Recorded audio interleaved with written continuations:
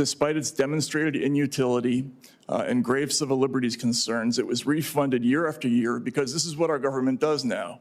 Last year, former Hawaii Congresswoman and presidential candidate Tulsi Gabbard was placed in a surveillance program called Quiet Skies by the Transportation and Security Administration. She was subject to intrusive searches, followed by bomb-sniffing dogs, and trailed by 3 federal air marshals per flight. They no commented the main question about the truth of the story, but added, as if in mitigation, quote, simply matching to a risk-based rule does not constitute derogatory information about an individual. That's bureaucratese for, we can't say if Mrs. Gabbard was in the program, but if she was, don't draw any conclusions because we do this even to innocent people.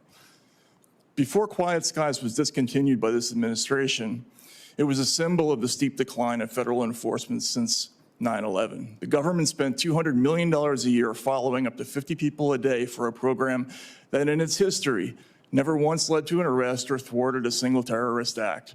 Despite its demonstrated inutility and grave civil liberties concerns, it was refunded year after year because this is what our government does now. It gathers information on its own citizens as an end in itself. In a week in which the question of whether federal security officials always tell the truth to Congress is back in the news, it's worth noting that it's now been 13 years since then National Intelligence Director James Clapper answered no, sir, and not winningly, when Senator Ron Wyden of Oregon asked, does the NSA collect any type of data at all on millions or hundreds of millions of Americans? Clapper later explained that he'd responded in the, quote, least most untruthful manner.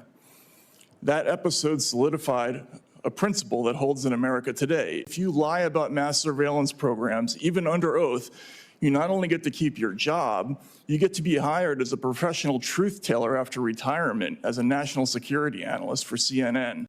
If you try to tell the truth, on the other hand, about the same issues, your options are prison or leaving the country forever. It's time to stop being numb to this outrage.